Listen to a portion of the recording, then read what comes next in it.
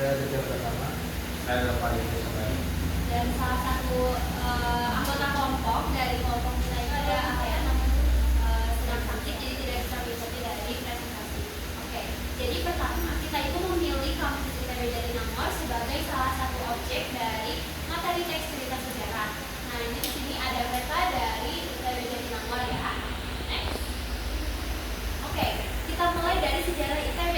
Jadi ITB itu mungkin bisa dikatakan menjadi salah satu kampus incaran dari para siswa-siswi gitu ya, apalagi di 25 juga udah banyak para alumni yang masuk ITB. Nah, sekarang kita bakal kilas balik ke pembangunan ITB pada waktu Indonesia itu masih dijajah sama Belanda. Ini juga sangat berkenaan sama cerita teks sejarah, jadi kita harus tahu dulu nih sejarah dari ITB. Nah, jadi ITB itu dibangun pada awal abad 20 dan itu tuh masih Indonesia itu masih berada di bawah pemerintah Belanda, di mana pemerintah Belanda itu membutuhkan tenaga teknik gitu ya, terus membutuhkan alat-alat teknik karena adanya perang dunia. Jadi mungkin pemerintah Belanda itu kekurangan sehingga didirikanlah The Technisch Hochschule de Bandung yang berada di Bandung gitu ya pada saat itu, tapi masih berada di Hindia Belanda. Nah, selanjutnya setelah berjalannya waktu, kampus ini tuh menjadi salah satu kampus teknik pertama di Indonesia yang mahasiswanya itu waktu saat itu hanya ada 28 orang. Tapi orang Indonesia itu cuma ada 2 orang pada saat itu. Nah, terus akhirnya beberapa tahun kemudian bertambah menjadi 4 orang dan dihasilkanlah salah satu alumninya, yaitu Insinyur Soekarno, Bapak Insinyur Soekarno yang nantinya itu menjadi Bapak Proklamator Indonesia pada saat kemerdekaan Indonesia. Nah, selanjutnya ketika transisi pemerintahan Belanda ke Jepang, kan itu tuh Jepang itu menduduki Indonesia pada tahun 1940-an. Nah, akhirnya The Technisch Hochschule de Bandung itu berubah nama menjadi Bandung Kogyo Daigaku. Nah, ini tuh karena Indonesia itu berada di bawah pimpinan Jepang. Akhirnya ITB juga berubah nama gitu ya pada saat itu. Nah, akhirnya pada masa kemerdekaan Indonesia, setelah kemerdekaan Indonesia gitu, setelah proklamasi, akhirnya Bandung Kogyo Daigaku itu resmi berubah nama menjadi Institut Teknologi Bandung, yang akhirnya sekarang itu melahirkan banyak alumni yang berprestasi gitu dari ITB ini. Selanjutnya kenapa ITB itu ada 3 kampus? Karena visi misi ITB itu pengen menetapkan saat ITB yang untuk di masa depan dan berkontribusi juga dalam mengembangkan sumber daya alam yang berkualitas. Tapi dari ketiga ITB itu ada bedanya. Kalau di ITB Ganesha 1 jurusan fakultasnya lebih banyak di ITB Ganesha. Kalau di Jatinangor itu cuma ada beberapa aja, kayak cuma ada industri hayati sama farmasi yang aku tahu, dan masih ada beberapa lagi. Tapi kalau di Cirebon tuh fakultasnya tuh lebih ke fokus ke kebutuhan lokalnya kayak ada perikanan, perminyakan, dan terus aku tadi juga ke kakak-kakak alumni ITB-nya. Kenapa ITB itu ada 3? Karena ini tuh untuk pemerataan wilayahnya. Kalau kenal kata Jatinangor, pasti kita kalau kenal kata Jatinangor, kalau kenal kata Jatinangor, pasti. Jadi kalau misalnya kita mendengar kata Jatinangor, apa yang muncul di pikiran? Ya, mungkin kita akan terbayang. Nah, jadi ini kita ambil dari judulnya dulu ya, Small Town Big Dreams ala ITB. Nah, jadi kalau misalnya kita mendengar kata Jatinangor, apa yang bakal muncul di pikiran kalian? Nah, jadi gimana? Pasti yang kita pikirkan itu alam yang sejuk, terus jauh dari hirup kota. Tapi siapa sangka sekarang tempat ini jadi salah satu bagian dari ITB.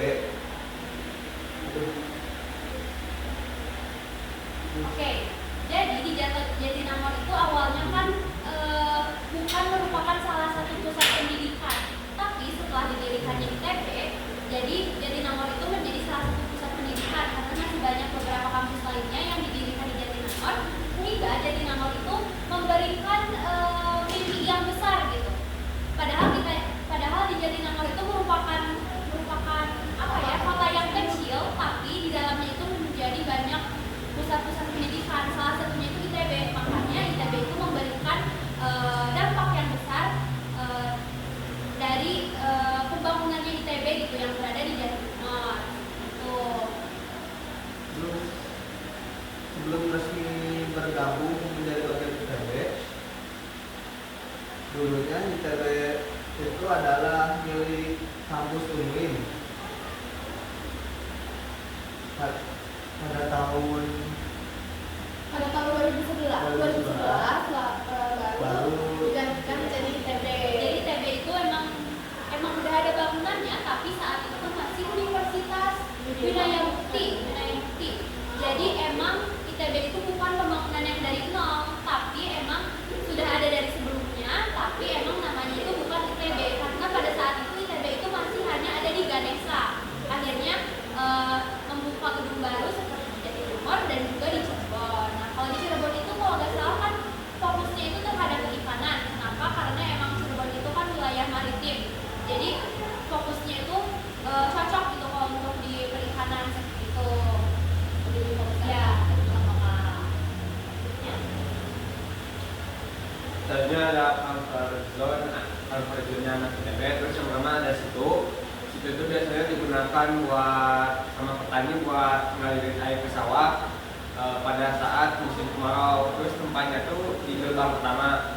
Terus ada asramanya, biasanya asramanya itu digunakan sama anak ITB itu yang dapat KIP, nah terus tempatnya tuh ada di dalam ITB-nya. Terus ada GKU itu singkatan gedung kampus umum, biasanya digunakan sama anak ITB itu buat nongkrong, jadi tugas, makan, buat segala macam kegiatan. Aku mau ngasih pengalaman sedikit juga waktu kita langsung observasi di ITB-nya. Jadi kita itu sempat, jadi GKU 2 itu jadi salah satu tempat yang kita kunjungi. Karena apa? Karena emang di situ tuh ada kantin, di bawahnya itu kantin, di atasnya itu kelas gitu. Dan emang itu di situ tuh enak buat nongkrong gitu, karena emang dari gerbang tuh paling dekat itu ke GKU 2 dan itu tuh emang lebih lama di waktu ITB itu di GKU 2 ya, sambil kita nyari juga mahasiswa ITB. Terus kalau di asrama itu tuh letaknya itu emang sedikit jauh dari gerbang, emang bisa dibilang ujungnya ITB gitu ya, karena emang ada di ujung banget kalau asrama. Nah, kalau situ satu itu tuh ketika kita masuk ke ITB, gerbang ITB-nya itu langsung ada. Jadi kayak pemandangan pertama itu pasti bakal situ satu. Nah, selain situ satu itu ada situ lainnya, ada di kalau arah mau ke asrama ada juga di situ selatan. Ya di situ itu ada situ 2. Cuman kayaknya itu lebih ke tempat prakteknya anak teknik lingkungan. Nah, selanjutnya kalau tadi sama tadi mention tentang IAIN Soekarno, nah ternyata IAIN Soekarno ini pernah sekolah di ITB sebelum dia menjadi Presiden pertama Indonesia dan proklamator kemerdekaan. Nah, IAIN Soekarno ini masuk ke ITB itu pada tahun 1921. Namun sayangnya setelah 2 bulan dia berkuliah di ITB, dia harus keluar dulu, tapi dia melanjutkan sekolahnya pada tahun 1922 dan dia mendapatkan kuliahnya di 1926 pada tanggal 3 Juli. Dia memasuki jurusan teknik sipil yang pada saat itu namanya bukan ITB tapi masih The Bandung Technical School di Bandung. Nah, IAIN Soekarno itu memasuki teknik sipil dan menjadi insinyur bukan karena dia ingin merancang bangunan doang, tapi dia juga ingin merancang sebuah negara yang gimana caranya biar itu maju dan kokoh. Selanjutnya di sini kita mewawancara beberapa mahasiswa dan mahasiswi ITB yang tentunya mungkin kita kenal gitu ya, karena emang ada alumni 25 yang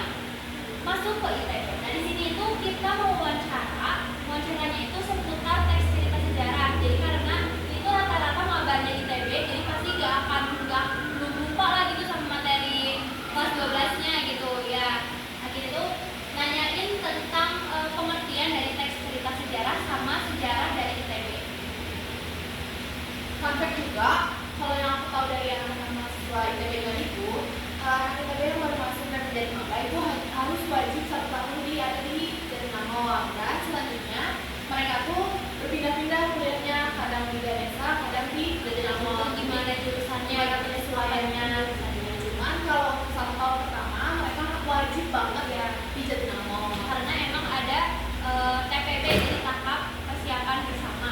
Jadi emang 1 tahun pertama mahasiswa baru ITB itu harus berada di Jatinangor. Itu. Nah di sini juga kayak kita nambahin sesuatu karena kita merupakan dia di majalahnya di garis itu kita nyari kata gitu. Jadi kayak Ada ini 10 kata. ya 10 kata. Kita coba cari ya. Yang pertama ada Ganesha, Ya di Ganesha masih Jatinangor, farmasi. farmasi penting. Oh iya, terus aku juga nemu Karyati. Itu ada 4. Terus kalau nggak salah apa lagi ya?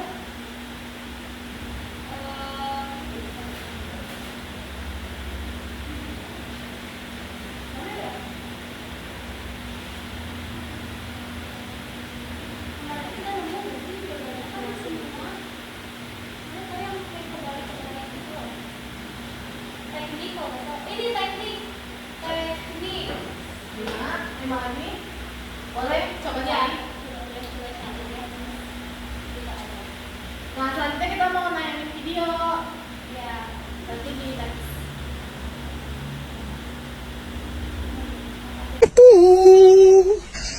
Oh, hi. Hello family members and welcome back to my channel. It's me Aguka once again. And first of all, don't forget to subscribe my channel.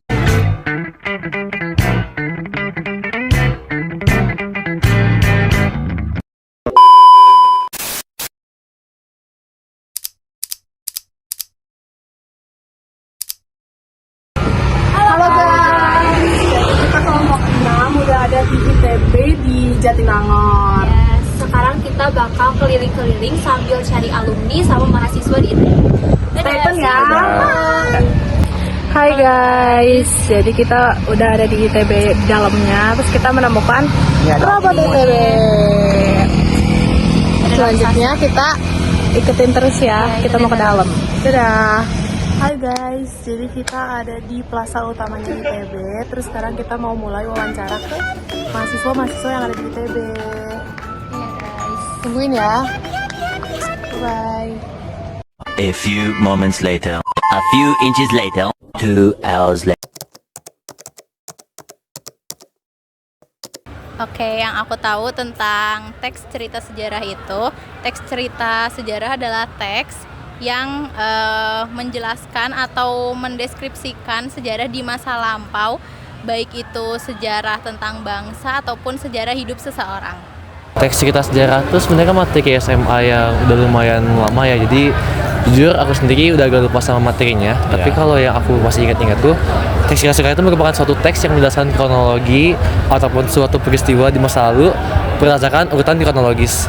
Yang mana itu kalau nggak salah dibagi dua, kalau salah ada teks cerita sejarah yang fiksi sama yang non fiksi. Nah, dua itu. Mungkin teks cerita sejarah itu sebuah teks yang menceritakan tentang legenda atau kronologi terbentuknya sesuatu atau suatu tempat atau benda mungkin ya. Kalau menurut aku ya kan teks cerita sejarah, ada keyword sejarah nih. Berarti kayak sejarah itu kan sesuatu yang udah kita lalui di masa lalu. Terus ada yang namanya juga teks, berarti kayak sebuah teks yang menggambarkan kali ya kisah-kisah di masa lalu gitu. Berarti kalau misalkan kisah-kisah di masa lalu kan udah terjadi dan udah pasti fakta. Berarti ya kurang lebih kayak gitu. Teks yang menceritakan tentang kisah-kisah di masa lalu atau di masa lampau dan sifatnya itu fakta. Teks cerita sejarah itu meliputi kisah masa lalu. Waduh, ada apa nih sama masa lalunya? Ada deh. Setahu aku, secara umum, teks cerita sejarah yang aku dapetin di masa sekolah SMA adalah teks yang berisi fakta tentang sejarah-sejarah yang ada ataupun yang diceritakan dengan sesuai dengan konteksnya gitu. Tahu aku sejarah ITB Jatinangor itu, dulu ITB cuman ada di kampus Ganesha di Kota Bandung. Dan seiring berkembangnya waktu, ITB terbagi menjadi 3 kampus, yaitu kampus Ganesha, Jatinangor, dan Cirebon. Nah, kalau di kampus Jatinangor ini ada beberapa program studi yang sampai semester akhirnya menetap di Jatinangor. Namun ada juga beberapa program studi atau fakultas yang belajar di kampus Jatinangor itu cuman 1 semester atau semester TPB aja. Jadi dulu tuh kampus Jatinangor cuman buat perkembangan biar merata gitu mahasiswanya. Kalau sepengetahuan aku sih ITB kampus Jatinangor ini tuh awalnya sebelum jadi ITB sempat ada kampus lain namanya tuh Universitas Winaya Mukti yang sekarang tuh dijadiin yang dibangun lagi jadi ITB gitu sih setelah aku. Sejarah ITB Jatinangor, jadi kan sebenarnya ITB itu di Ganesha ya, terus karena kuotanya yang terbatas ingin mengekspan kuotanya lagi, dibukalah ITB Jatinangor. Tidak sih, ya tahu ya. Dulunya tuh kampusnya itu bukan kampus ITB, tapi kampus Winaya Mukti kalau nggak salah. Nah, yang maaf pada tahun 2010-an, entah 2013, entah 2000 berapa, sini ada, nah itu dihibahkan oleh pemerintah Provinsi Jawa Barat untuk disertakan di ITB, dan kampus Winaya Mukti itu pindah ke daerah Garut, Tasik. Sebenarnya pernah diceritain pas waktu OSKM. Di OSKM tuh kayak singkatnya ospeknya lah, ospek ke ITB. Sebenarnya kan ITB itu multi kampus ya. Jadi yang kampus utama itu di Ganesha, terus ada 2 kampus lain juga, ada di Jatinangor ini sama di Cirebon. Dan kebetulan kampus Jatinangor ini sebenarnya awalnya bukan ITB, bukan kampus ITB. Kalau gak salah tuh nama kampusnya aku lupa, intinya bukan ITB aja, Winaya Mukti atau apa, kalau gak salah itu Winaya Mukti. Cuman gara-gara ITB itu yang pertama, kalau misalnya kamu ke Ganesha kan itu kayak nggak begitu luas ya space-nya, dan dia di tengah kota kan. Kalau mau ekspansi kayaknya agak susah juga. Makanya ITB punya solusi bikin multi kampus. Jadi kampusnya dibikin di berbagai daerah gitu. Nah, salah satunya di Jatinangor ini. Kalau nggak salah waktu itu tuh dibeli atau apa gitu, intinya kayak jadi hak milik ITB dan dikembangin sampai sekarang. Kurang lebih kayak gitu sih kalau sejarah ITB Jatinangor. Jadi banyak prodi baru yang dibangun di sini, terus juga ITB Jatinangor itu dibangun biar bisa bangun kayak fasilitas yang lebih advance, yang bisa lebih mendukung pembelajaran program studi yang nggak bisa dibangun di Gane terus dibangun di Jatinangor. Kalau sejarah tentang ITB Jatinangor ini, yang pertama sebenarnya ITB Jatinangor ini berasal dari sebuah kampus swasta. Jadi ini bukan dibangun dari awal, dari kampus swasta yang awalnya namanya Winaya Mukti. Itu dibangun, diganti jadi ITB pada tahun 2010 dengan alasan karena ITB Ganesha yang ada di Bandung tidak dapat menampung kuota ataupun banyaknya mahasiswa juga dosen di dalam satu kampus, mengingat kapasitas di kampus Ganesha hanya 15.000 itu, sedangkan dosen dan mahasiswa pada tahun 2010 hingga 2013 berjumlah 23.000 itu, makanya dibangun ITB Jatinangor.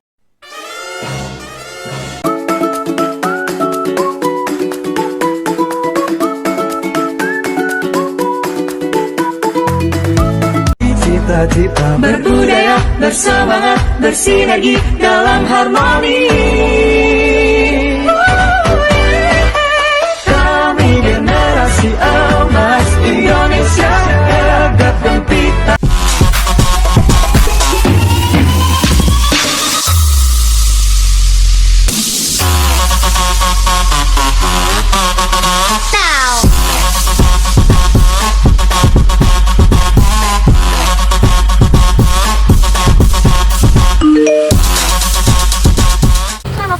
Jadi kita sudah beres semuanya. Iya, kita udah ngewawancara berapa ya, Nin? 6 mahasiswa, dan semuanya ternyata emang bener-bener jawabannya sangat mencengangkan, apalagi semuanya maksudnya ya guys. Teman-teman kita sudah pulang, teman.